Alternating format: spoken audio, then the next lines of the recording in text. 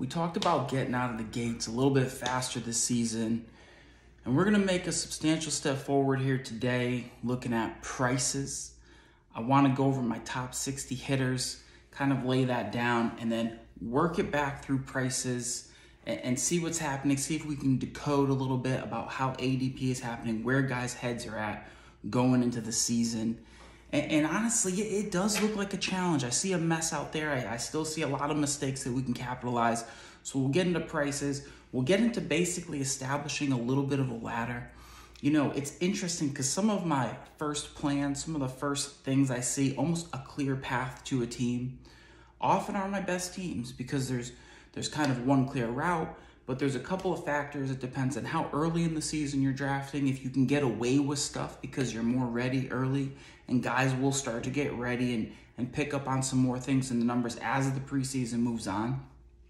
And so you don't know what exactly you're going to get. But something I've waited in other years is to go look at pricing and see what pricing tells me that I have to do back into my draft prep. So we're going to get into some prices today and see some ladders. I looked at it today. I took my first glance of pricing after splashing statistics onto the sheet. Splash, splash, X-Wob, hard hit, home run stuff. I said, all right, that's enough. I mean, at this point, I'm probably 230 to 250 players on the sheet. I'm not adding a lot of guys, but I'm doing a lot of movement. What I mean by splashing statistics onto the sheet is just taking all your guys, pulling them down, picking a particular metric, and just hopping some guys up. And this is adding depth. You know, I cleaned up, I added runs. I added ribby, I moved my speed around. I went over to some more advanced stuff, splash, splash, and said, all right, let's see. And the thing is, even if you're gonna, you know, suddenly a guy pops up, and I know where I'm at with maybe Bo Bichette, but just for a second, you know, you see that Matt Olson or Jordan is hitting the ball harder than Bo. So they may get up and at least be in your consideration at that point. But in the end, I'm gonna need pricing. And what I realized today, when we talk about limiting your draft sheet and a snake versus ADP, it's even more succinct in a salary cap draft because I will have a chance at every single player I want. We will only be able to put 16, 18, 20 guys onto a team. So really, when you get into that shares conversation, sometimes you buy a bunch of guys. When you go to make the next team, I don't want to make the same exact team. And this is the thing, your first team might be your best team, but maybe you want a little piece of something else. Maybe you got better or worse. But you're going to probably have some variation in there. If you have multiple teams, at least getting into the playoffs and getting a championship with one or two is what we want to do there. So let me just bring some things up. I want to look at my headers first. I don't want to hear stuff about ADP or other players' rankings and let that influence my sheet. I want to make the sheet first, and then I want to use the sheet to go see other mistakes. In terms of hitting, I want to break down a couple clusters and give some respect to the veterans who I don't really want to draft because I draft young upside. But there's some veterans that are doing it year in and year out, and it's important to respect them. If you jump over to the Razzball podcast, Gray Albright, I just listened to his top 20. And him and I draft very similar. I mean, he's saying a lot of similar things that I say, that we chase upside. We see upside, we overvalue the aging curve, we're kind of making fun that anybody over 27 or 28 is old. So he says a lot of similar things, but that means everybody's onto that. Luis Robert, even though he had that shortened season, everybody's onto that. Bo Bichette did so well last year, everybody's there. So guys are really, really kind of obvious to everyone. I mean, even Wander Franco, you go through Gray's top 20, and boom, he slams Wander Franco in there at 20. So do we have to, I mean, how high can we bring Wander up? Is Wander going to be in our top, 16 if we're only drafting young upside? That's pretty aggressive, but, that's a good place to go just to get some names. So as I start to kind of striate out the pack, I just want to throw these names down and throw some clusters down that I see. Aaron Judge shouldn't be disrespected. Paul Goldschmidt resurgent on a good year. We kind of mentioned this last year. Paul switching teams, getting Arenado. being in a more competitive lineup, I mean, I think a big part when we're looking just at the numbers, we have to try to make some sort of interpretation for the mental game, for the professionalism game that goes in, and how teams or units are going to gel, how they might get synergistic effects as they're working down pitchers or reviewing game film, reviewing pitchers, and strategizing. And when a whole team is putting pressures on guys, things tend to snowball in our favor versus snowball away. When I went back and I reviewed the numbers, you look at what Vlad did with Bo Bichette, and you just see these two guys just paired together. They're just going to do so much damage. So obviously you're going to be extremely high on Bichette. I don't quite agree. Gray seems to be a little cool. I think sometimes Gray is cool on guys that he doesn't declare his guys. But because Bo was his guy last year, he throws Bo up to the second spot. But he wants to chill on Vlad, thinking that Vlad doesn't have a step forward. He thinks that Vlad's last year's season is unrepeatable. And I don't agree with him there. I mean, I think that Vlad is more preeminent slugger than Bo Bichette. So that's something to just kind of tease apart. You know what to say? Rafael Devers is baby Vlad or young Vlad, comparable Vlad. I'm very high on Devers. Where you want to put him? If you could get Vlad and then Devers again, I mean, those are the kinds of teams that we can make in a salary draft as opposed to a snake where we get looks at players. I'm calling these first basemen. I want to look at these guys as just an engine where a lot of run and ribby and production is put out. And again, it's that list of Yordan Alvarez, Freddie Freeman, Matt Olson. And then I had to respect some kind of resurgent old men in Jose Abreu, Nelson Cruz, Joey Votto, and Max Muncy. I don't want to be there, but I know a lot of productivity is there. We'll have to see in the prices if somebody is tempting from there. I have Pete Alonso and Nelson Cruz. On the catching side, I'll respect Salvador Perez after what I'm seeing. I've really kind of chugged through the outfield here, and I've got Bryce Harper, Teoscar Hernandez, Giancarlo Stanton, Tyler O'Neill, Byron Buxton, Kyle Schwarber, and Kyle Tucker, all in that outfield group. And so to just break up, so those guys kind of stride. I kind of see it with multiple different metrics and splashing them on and getting the intersection. Those guys lift up to the top. And I kept kind of pulling it apart to see who really authentically should swing into the back there. But just making a little detour to what I'm doing with the statistics, suddenly on Baseball Savant, that search tab, and then going into those, I mean, I've been doing this for maybe all 4 years, 3 of them, going to Baseball Savant, not using these search menus so much. But suddenly this season, it just became easy to me. It just became easy. It became something that I wanted because everybody can go to the basic searches. Everybody is on the Barrels leaderboard. Everybody's there. You can sort and interpret it a little bit different, but I wanted a little bit more. And so just doubling off of what I saw last season, here's another kind of a couple fields to look at. If you're doing pitching, pitch result, you can isolate swinging strike. So if you cross swinging strike with an attack zone, you can start to see how effective pitchers might just be in the shadow and in the heart. Let me shortcut you to one solution. The reason I'm referring to shadow and heart is that waste and chase are almost irrelevant. Nobody wants to be in waste. Pitchers don't want to throw to waste because hitters don't swing at it. Hitters don't want to swing at waste because waste doesn't make productive ball outcomes, batted ball outcomes. Kind of similar with chase, but a lot is going on in the heart and the shadow. So I spent a lot of time picking that up there. And as it dawned on me, as it kind of hit me today, we did exit velocity on barrels, and I'm listening back to that, and I was like, well, let me see, because I've been doing it for pitching. I said, let me go over to quality of contact, PA result in the middle of the top column. You can pick just home runs. So now if I'm sorting barrels in the attack zone of the heart with the PA result of home run and sorting by average exit velocity, now I'm just getting, I'm getting exit velocity on barrels that went for home runs. And does it seem a little too granular? I mean, unless you're curious to find out, because I see stuff in there. I see that Shohei Ohtani is dangerous in the shadow. Shohei will go out and get other stuff that maybe certain guys can't get. So do I give him an edge there? I can find out that on home runs, barrels that go for home runs, Tatis Jr. hit 31 of them, and that exit velo is up to 108.9. So he hitting stuff a little bit harder, poking things out a little bit harder. So I just want to make you aware, getting a little more comfortable. I mean, if you guys want me to break down more how I'm doing those searches, what fields to indicate, and that's how I was throwing guys on here. So eventually, once I see the whole universe of players that I feel good to throw on my sheet, it's mostly coming down to player movement.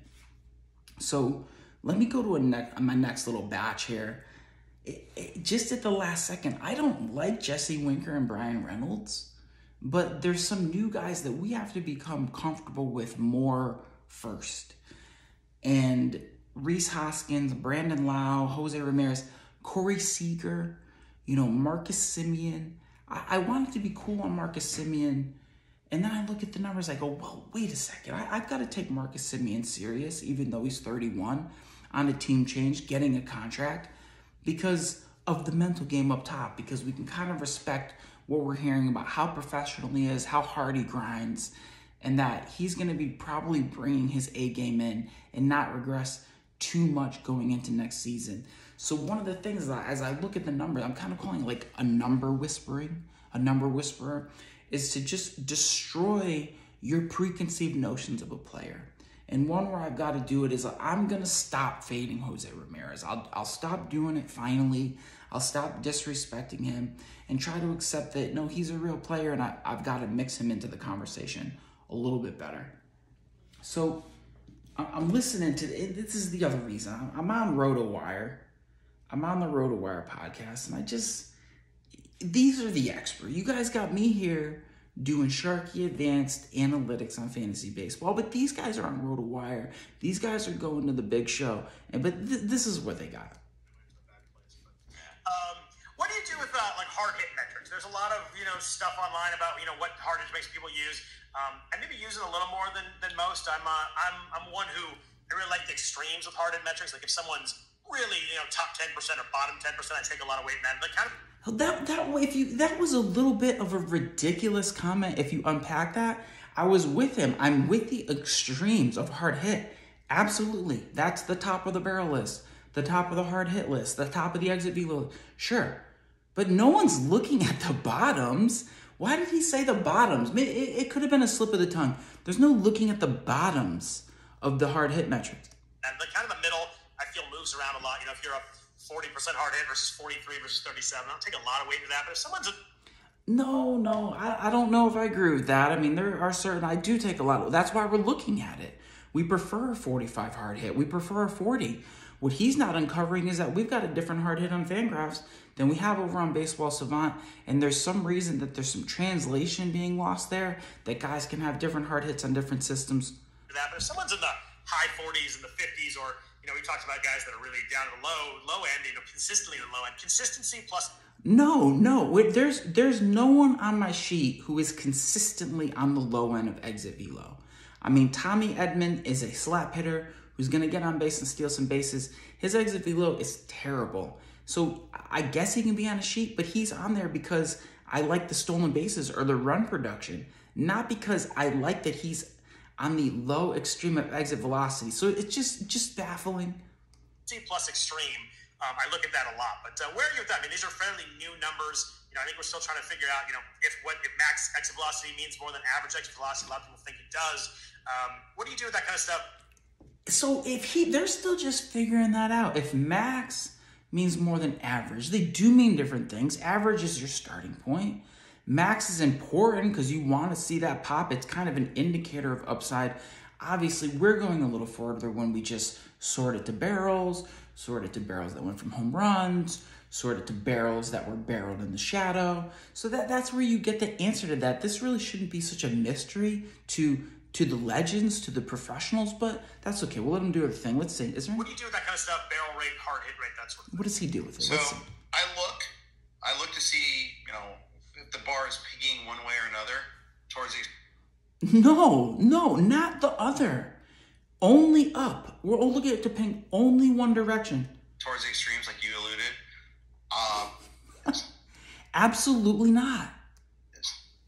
Do I have like what by rote? What is good numerically and what is not? Not necessarily, but I mean, I can see like anybody else. Oh, this is 95th percentile. Oh, that's good. You know, that's kind of what I look for a little bit there. And yeah, the extremes matter. I mean, Kevin Biggio taught us. I'm not gonna let him do it to us anymore with that stuff. I mean, there are numbers. You know, average exit velocity that I like is 92. The floor is 90. Not many guys hit 93, 94. We talked about it on barrels as 105. That really shouldn't be a mystery for him going into the season. But, I'll go over there. I'll show you on exit velocity on barrels leaderboard on Baseball Savant. One of the ways it's nice to do it is just throw a sort on 95 miles per hour plus and look at how the red ticks up as you go down that. Anyone who's striking a lot of hard balls is going to be on your sheet, is going to be a good player. What you can compare is when you have the barrels per plate appearance percentage on the right, the color-coded. If that's a little low, if that's less than, for me, 9, I want 9 and above. 8 is playable, but the stuff in the white, the 6.7, the 5.6, that's where you're going to get flattened out, and you might not necessarily see all the power that you want. We see a Bo Bichette who's very fringe here with 241 hard hit. The barrel percentage at 7.2. So it's not perfect barrel percentage. There's going to be some pop, but I'm concerned that when Bo's got the target on his back next season and guys aren't just pumping him fastballs or Simeon's not in front of him to get guys into the stretch, is he really able to go 35 dingers? Or could we see 25, 26 and what's going to happen on the bases? But you'll see the guys pop here. You see Aaron Judge with the 11. I mean, that's why I have Judge up, because it's 230 hard hit. A lot of them are barrels. I just want to respect him there. Trey Turner's a little flat. So I've been trying to say Trey's got power. Trey's going to hit us 30. He hit us 30. I think we just saw Trey's career year. Will he go over 30? Not really. Not at a 5.6 barrel percentage. So you're kind of seeing him get capped out. I mean, then you take a DJ LeMahieu with 220 hard hit, but the barrel is in the light. It's in the blue at 2.8 because it's so flat. The launch angle is a 5, and that's not going to work. There's not going to be any power there. He might be a base hitter. So I'm really just looking for the pops that are crossed with a lot of hard hit. So there's Pete Alonso, 207 with the 10 barrel. We're all in. We're all in on Pete there. It says it. Teoscar and Giancarlo. In. Austin Riley, in. And what I can't get from Gray Albright is, as much as he's going to be up on all the young players, he just faded Austin Riley to death. So I'll have to go back and I'll have to look at why he just slandered Austin Riley, because I don't see any reason if Austin Riley took that step forward and we can't explain how that happened. Why don't you think he has another one and he's upset that he doesn't steal bases? So it's weird to have different opinions for different reasons. I'm listening to someone where somebody said that he doesn't think Robert is maybe good for 20-plus steals because he doesn't have that elite sprint speed. Like, what are you talking about? Yes, he does have the elite sprint speed, but then he goes over and he thinks that Kyle Tucker does have enough speed to go over 25. So just trying to get some consistency into the narrative and the rhetoric. So you'll see a gap. All the hard hitters, Cedric Mullins, 5.8 barrels. Guys are really high there on his career year. Arenado a little flat. Ahmed Rosario flattened out. But then Ohtani and Old Man Donaldson with that sweet swing at 11 barrels. Fernando's there. Just going down through the pops. Bryce hits. Renfroe and Max Muncy. So I like her. I like her, Renfroe. That shows Renfroe is hitting hard. They're going for home runs. He's switching teams. I believe he's over in Milwaukee with a nice park. So I gotta just push that up. And that's where I might splash a Renfroe and then decide where I'm going to get him. But ultimately, the reason we're doing the work here today is we're going to get back through some prices. I just want to show, there's Joey Votto. Joey, old man Joey said he just decided he's going to hit home runs. So some of these guys switch back and forth depending on the season. They're aging in a different way. They're a different kind of beast. And Joey can show that he'll just come back and have a good season like that out of nowhere. Tyler O'Neill, 166 with a 10 barrel rate. I'm going to respect it. Miguel. Avisel Garcia, Brandon Lowe. See, I don't love an Avisel Garcia, but I'll come around on him because I'm listening to the numbers whisper to me a little bit. So Avasel gets thrown onto the list, gets pushed up into my thoughts. So at least I circle back and see where he's at in his career, how old he is and whatnot. Brandon Lau, B-Lau in there with the 8.5. We saw it. Who's going to pop? Adam Duvall, a weird player, very strikeouty, had a lot of RBI. Is there a place where I can use him? Maybe. You got Javi Baez. Bad move to Detroit, but we'll take it. Eugenio Suarez, overvalued last season, probably going cheap this season. Still going to hit a little home runs. Gallo, the list ends right there. So that's a way to look at barrels. But everybody's looking at the barrels leaderboard. You're over on StatCast, Baseball Savant. There's a leaderboard for home runs. It's interesting. You can get an X home run. You can check out the doubters, the no doubters. I don't know if I want to fall in love with this and start saying, well, a guy with doubters is bound to regress. Marcus Semien. Sort by no doubters, Joey Gallo. It's another tool. It's not going to hold a ton of weight because in the end, we're going to have to make the decisions on who we want to get after. And the other thing is you're doing those, is you're digging in a little bit to the advanced StatCast. 2020 was short, but there's 2019. And I like to see if somebody was dominating in 2019, there's a chance they get better and they dominate again. And just a little segue into the aging curve and what I think is happening mentally with players, physically, is 27, 28, you're in your prime, you're dominating the league. You kind of rest on your laurels a little bit. You hit 29 and 30, and you start to see it's no country for old men.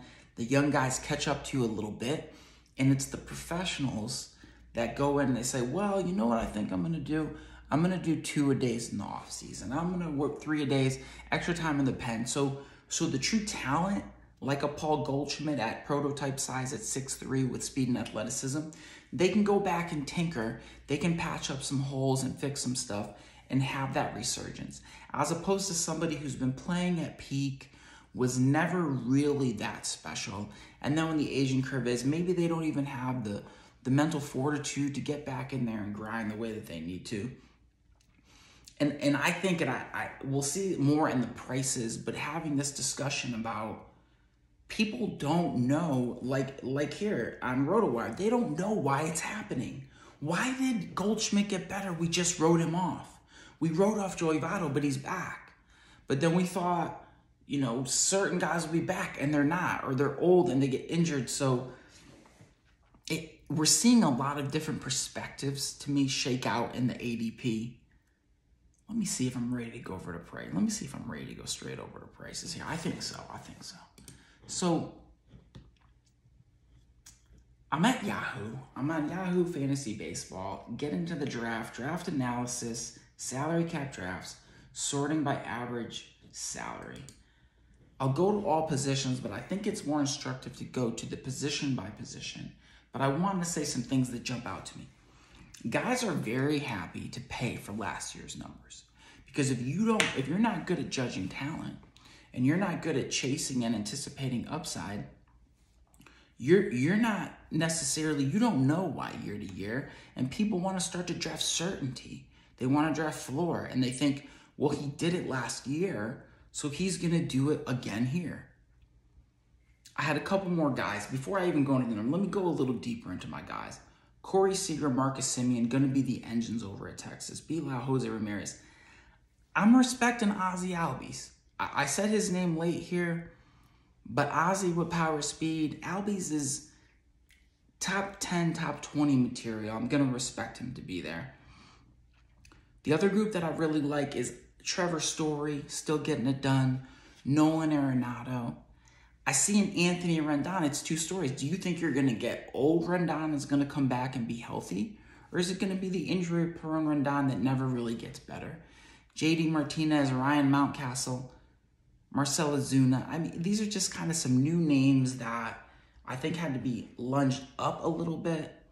I find a Jorge Polanco played well last season. We've got a little mess of outfielders that everybody's going to have a different take on.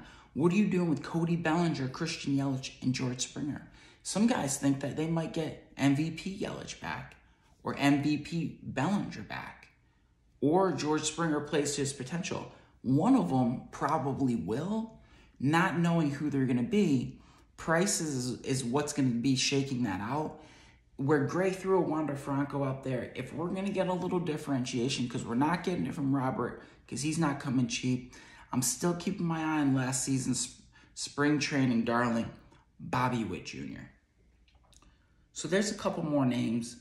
We can look at prices on pitching. So this is what I'm seeing for guys paying for last year's number.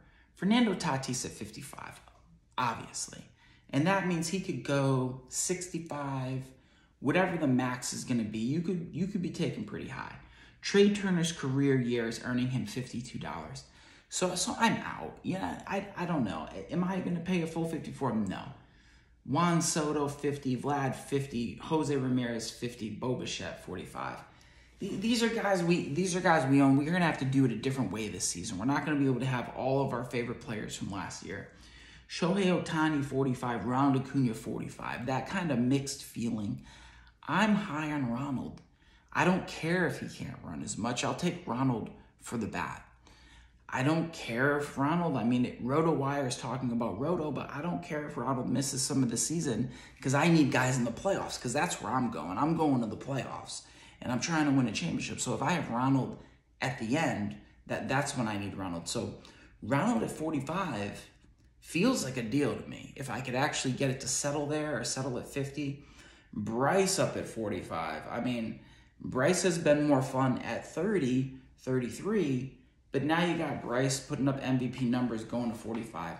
So this constant penduluming of top players, it starts to get a little bit more interesting here though. Mookie Betts at 45. And Gray and I, again, sharing similar thoughts on Mookie. I'm cool on Mookie. Mookie doesn't show up. He's not hitting it hard. Gray said the hip is still bothering him. Maybe he runs less. He's getting a little bit older.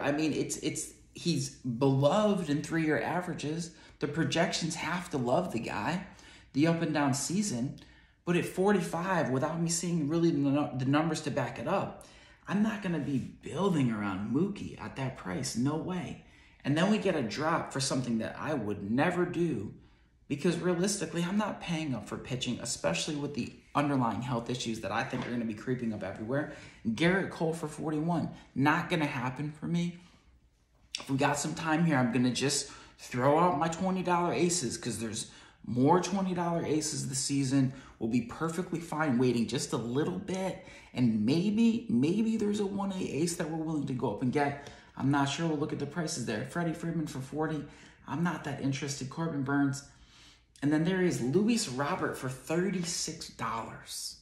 So everybody sees it. Everybody knows about it. I'm going to be very aggressive there because I want to own some Robert. I think Robert can give you that next year $52, $55 value. We're going to see how aggressive the rooms are. If they really believe that they want to be taken up high for that Robert, we're going to check on it. Rafael Devers for 35. And then here's a brutally glaring mistake for me is Starling Marte for $34. God, you're buying last year's steals. An aging player who steals only, the pop isn't there, the average isn't amazing. If the steals go away, you could ruin your season with Starling Marte. For 35, when he's sandwiched against Robert for the same price, who could be the next year's, who could leap one of the big five and enter the conversation. So there's no way there for me. Kyle Tucker way up here, big fantasy darling. Walker Buehler for 33. I'm having the stuff concerns with Walker. I don't know the Ks I'm going to get. I like it. I don't know. The injury, he's had the Tommy John, I believe. So how's the elbow going to hold? With Scherzer behind him at 32. Very tempting there. Albies, Ohtani, Woodruff. I want no part of Bogarts at 30. So my list, I can have Bogarts on here. But I need to have more of a debate for how I'm going to get my money in, that I might be limiting my field. 30 guys? Are there 50 players I'm going to be buying from to kind of put my team together, to have a little agility in the room, but still always getting my players? So I don't want to go through every guy's price here because what I see is guys are putting most of their money in for last year's numbers that they feel are certain. a little bit of upside for darlings. But there is an unbelievable run of from $29 to $22 of just, let me go to the second 50. It's 30 players. That middle at $20, that's where I see the uncertainty. I see guys being completely lost in the middle.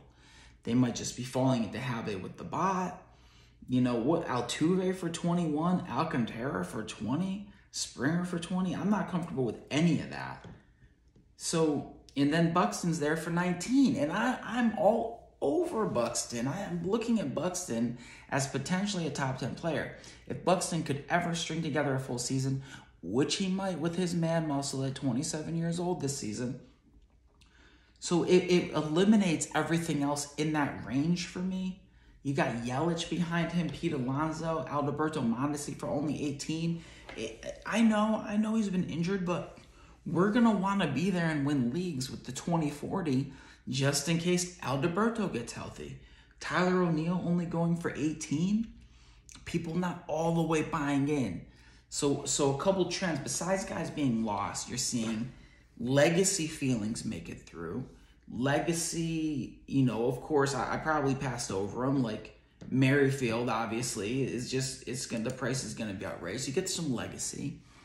You get some not ready to adjust to the guy fast enough. Not sure because they don't feel there's enough certainty.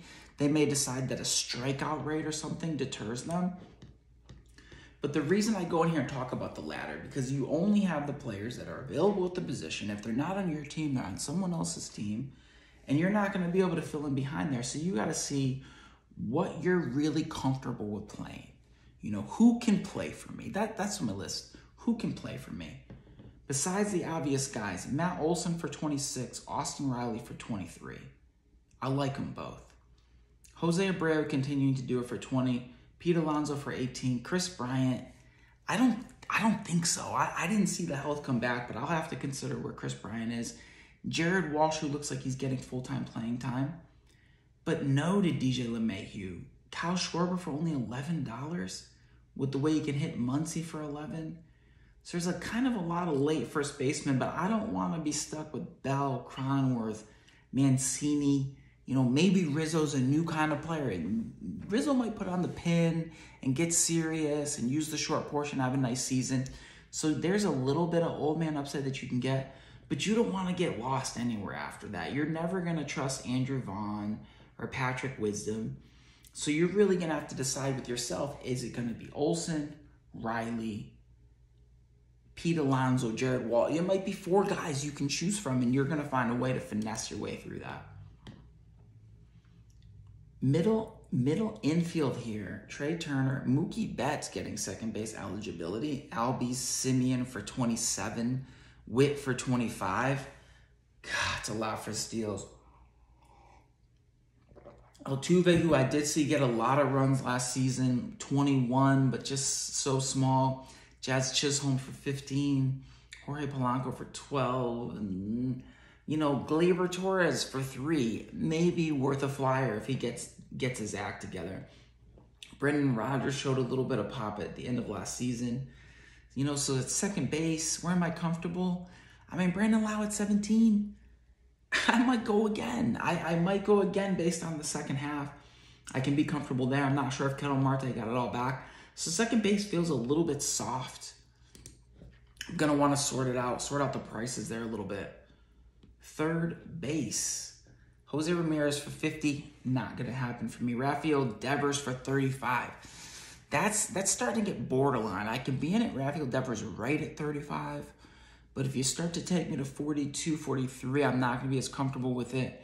Manny Machado at 30. You're kind of buying that veteran play without as much upside. And there's Wander Franco at $24 already based on just the hot streak and the hitting. So everybody knows the upside is there. Wander could very well take you to 30, 35. But I see having a lot of Wander this season if possible. If I can save enough money for that, I'm definitely going to go there. I'm giving Austin Riley the respect, Bregman, Arenado, Mondesi. But below that, Matt Chapman for 7, maybe a bench player. I can't trust in it. I'm very high on Key Brian Hayes. Looked great in the first season, hurt the wrist. Is the wrist better? Is that upside still underneath there? Key Bryant could surprise, but you can't really start him there. So low end wise, I mean, Bobby Dalbec way down there. Donaldson for only $2. I mean, that's a little bit disrespectful. Donaldson for $2.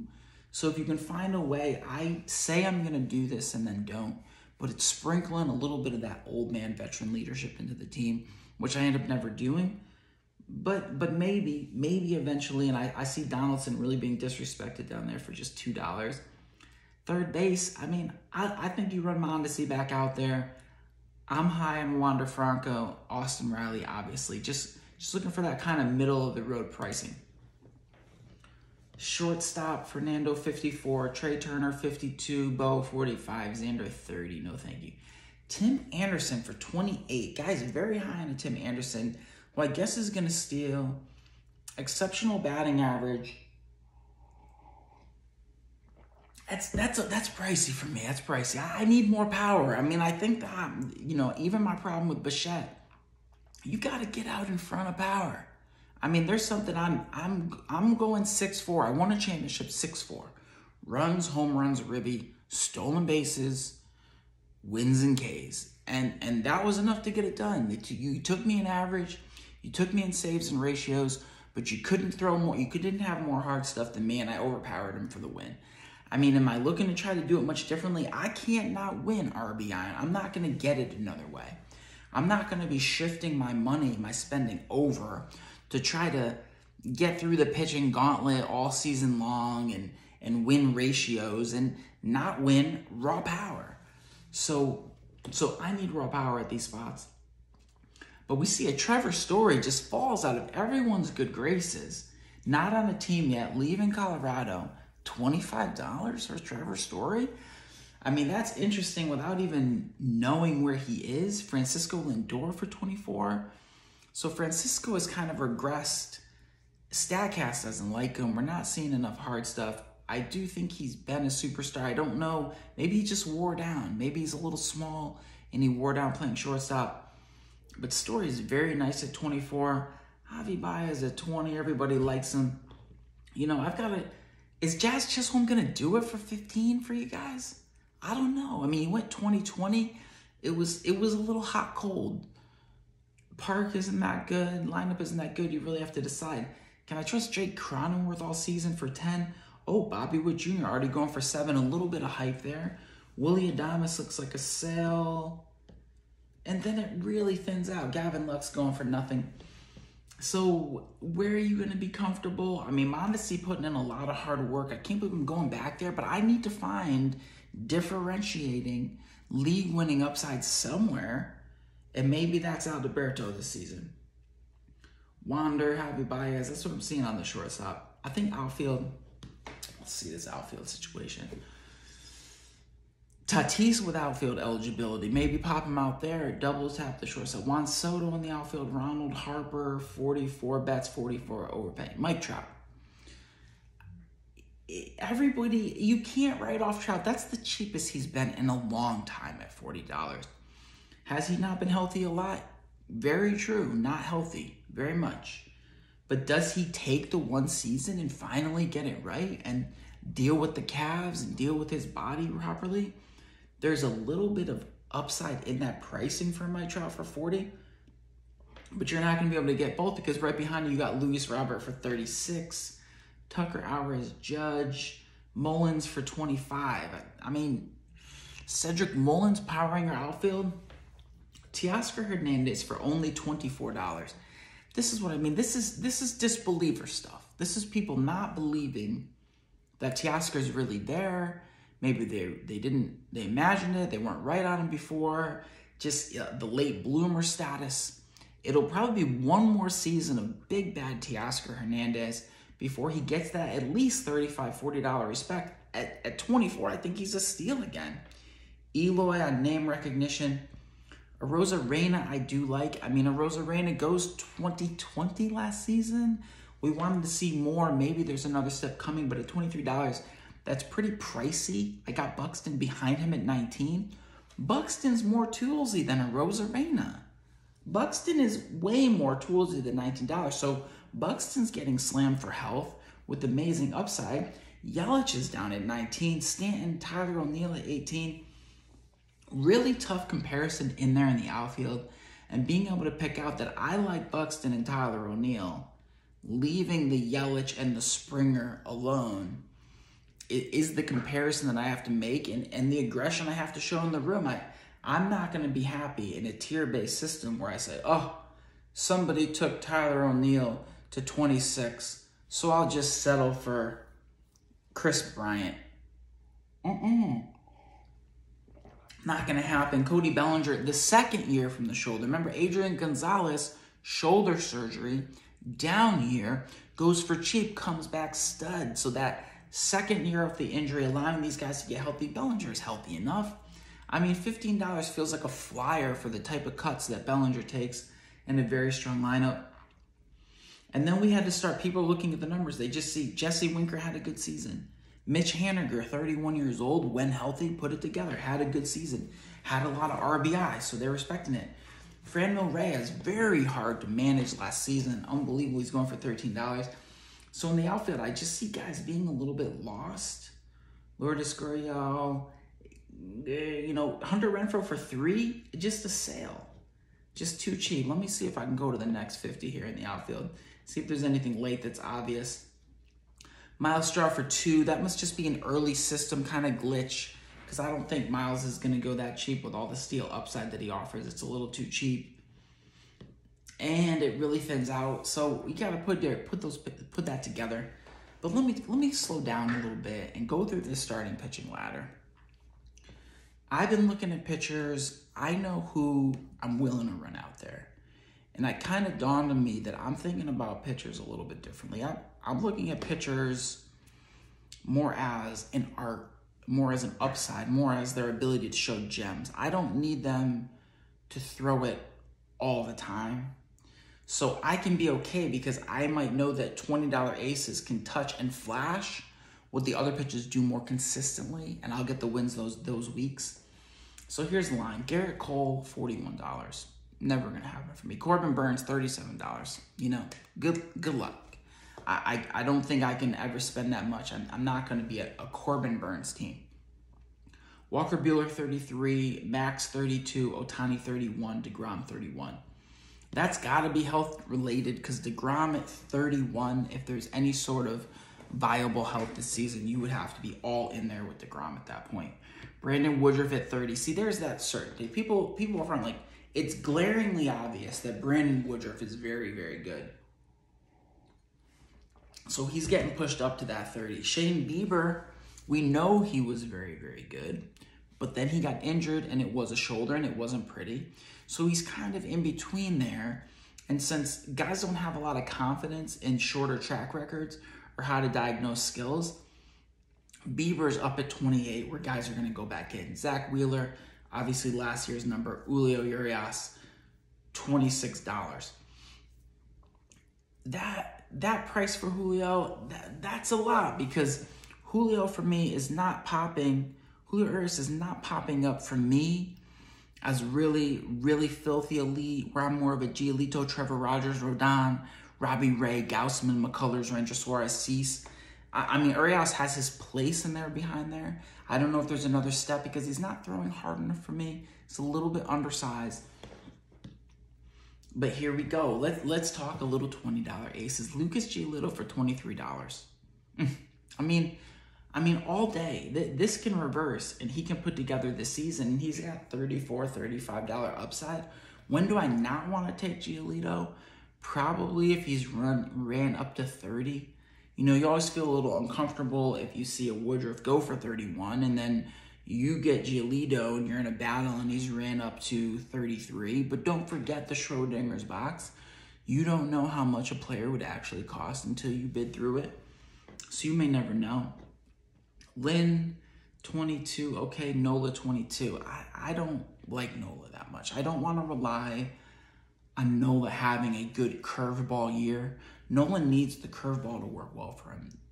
He has some control. but the fastball isn't that hard. So when Nola's curveball isn't working great, he doesn't really have much more to fall back to with a little bit of changeup, so I'm not there. Robbie Ray for 21, that seems awfully cheap with the year Robbie Ray was having for the strikeouts that Robbie Ray has.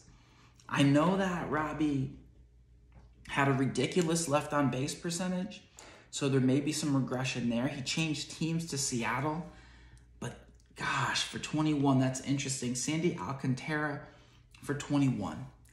I mean, you're just buying fastballs. His win-loss record last season was not very good. He's in Miami, so he's not going to get more wins. 25, 26 years old, took a step forward, throwing 97, 98, sure, but not very strikeout-y. I don't know if I'm going $21 there. Chris Sale, $20. That's legacy pricing. I remember Chris Sale when he was the most dominant player. Maybe I should go back there for some more Chris Sale, because that's expensive. I would have liked Chris Sale for 10, just to kind of round it out and see if I can spike an ace late. But as the preseason goes, the health, the reports on him, you could see Chris Sale's price fluctuate one way or another. But here he is, Freddie Peralta for $19.90. I mean, come on, that's a lack of respect. And this is what I mean about the preconceived notions. That guys come in, they're not ready to adjust to Freddie Peralta. Freddie Peralta looks like the real deal as far as I can tell. There's going to be strikeouts there. 25 or 26. I mean, if a guy gets good, it took Zach Wheeler till 29, 30, 31 to get it right. Freddie already got it right at a younger age, so he could be getting even better. And that's not showing up in guys that are very obsessed with the projections and they need 3-year averages. So not buying into Peralta at 19. Jack Flaherty blew up 2 seasons ago, then kind of falls apart, gets a little injured, but because we remember what he did, he's at 19. Kevin Gausman at 19. People just not quite wanted to buy into Kevin Gausman, late bloomer, but I am. I mean, I don't think he can be disrespected like that because it's glaringly obvious that he's going to be working the split finger and be giving guys trouble. Max Fried 17, Jose Barrios 17. Me and Barrios just don't get along. He's going to Toronto. I would never pay 17 there, especially not with Freddie Peralta being so close.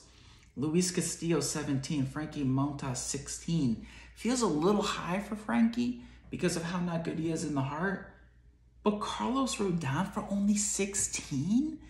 A total lack of respect for Carlos Rodon.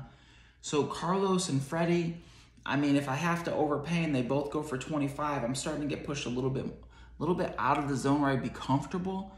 But $20 aces, I'll run Rodon out there all day. I don't even care what the fastball's at. Maybe some injury concern, but that's every pitcher. Musgrove for 15, I'm not sure. Alek Manoah for 15. That's a lot. That's expensive.